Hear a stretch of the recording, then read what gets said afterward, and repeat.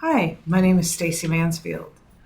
I've been in HR for well over 25 years as both a contractor and working in the field of human resources in various organizations, from manufacturing in the first half of my career to most recently behavioral health industries and nonprofits, as well as the medical field. I would like to spend some time discussing from an organization's perspective and explaining the core differences between a functionally run HR department versus a strategically run HR department, and kind of explain to you the differences between that, as it comes up a lot with employers. And I want to make sure that you understand what it is, the differences between the two, and how you can get a really strong leader in HR who can do both. Functionally run HR, when it's done well, is keeping a company going. It's keeping the HR department in good running order as it functions day to day. As a metaphor, HR is working the boat, where the company is the boat. It is functional HR's job to keep the boat running down the river, to keep the boat, keeping it on the water, and to keep the boat from sinking, and to keep the motor going. That is the basics of functional HR, which is the groundwork of HR. There's an expression in HR that everybody thinks they can do HR, stating, I know people.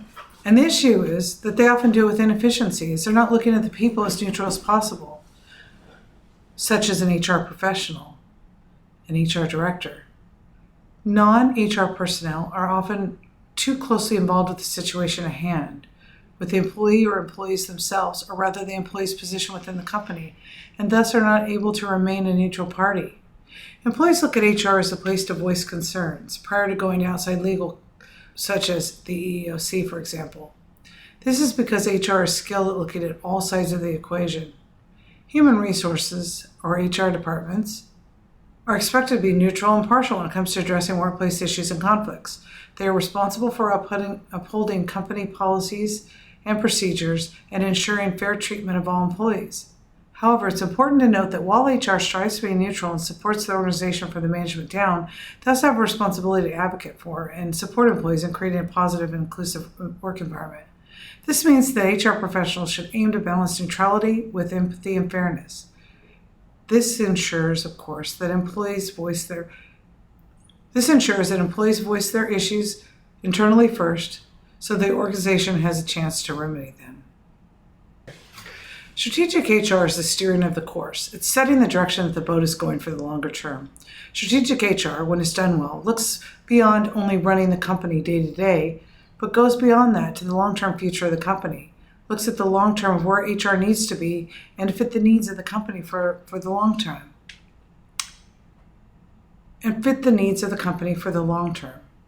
In the same metaphor above, strategic HR is arriving to the boat while going to their office offshore. While in course, they find out the boat is leaking so much to find out what the obstacles or the rocks the boat's going to come across and determines how to avoid these rocks, and then strategically looks at why the engine isn't running well with the maintenance done at the company. That is a good summary of strategic HR. Strategic HR is about the long-term future of the company. Strategic HR is about the steps to get to where the organization's goals are going. It examines the overall strategy of the organization from time to time and even voices to the captain, the leadership team, with deeper explanations as to how they need to do a better job at navigating the future. Strategic HR and its functions are of the highest value to the long-term success and safety of the organization. When done correctly, strategic HR is a professional ally, keeping up with the legal changes and even directing culture change and management of its organizational effectiveness.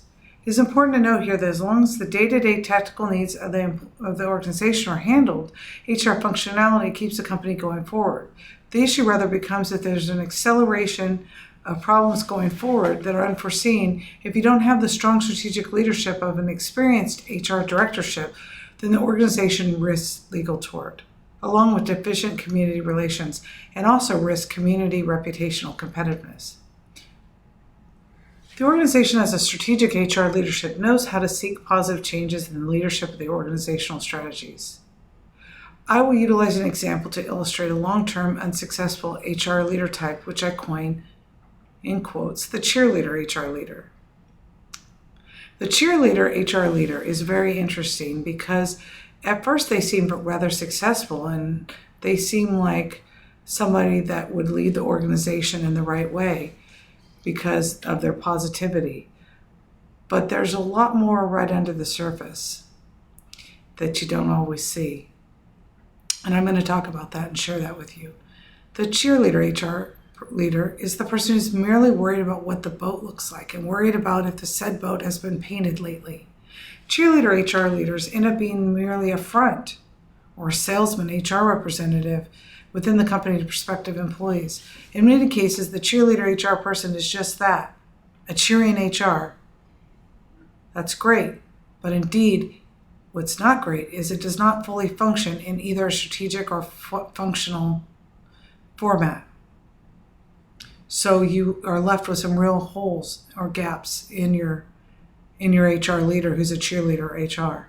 Instead, the cheerleader HR generally requires a behind-the-scenes assistant who really handles the entire bulk of the workflow.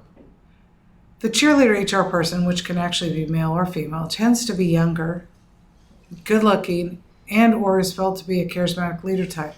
While this may be a powerful tool to employees to feel like they're being listened to, being informed, or they're being cared about, this HR tactic doesn't remain employed for long. This is because a true strong HR leader requires extreme skill at functional and strategic HR, or the contribution is of lesser value. They're basically just a show.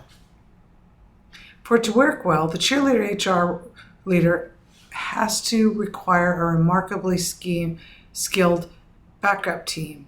And oftentimes, this personality has a problem with teamwork because they're so worried about how they look or appear. If they don't have that strong leadership, then they aren't able to really lead the team. A good, strong, true HR leader does not assign things or work tasks unless they're willing to do it themselves. But you will not find that with the cheerleader type HR. They want to quickly give away work or take credit for other people's work. And there's nothing more frustrating than having your work be credited to somebody else. Okay. So to sum it up best, as the metaphor goes, that it is worthless to have this shiny new boat if the engine doesn't work and the boat hits the rocks. It takes a high degree of HR competency for strategically and tactically running a successful team. Some of the things that employers may not know is what they're looking for.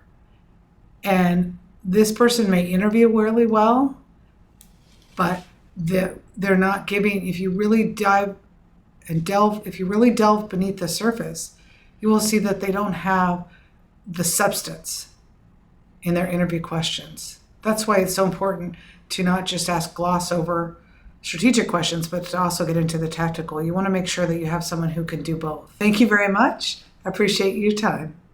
Have a great one.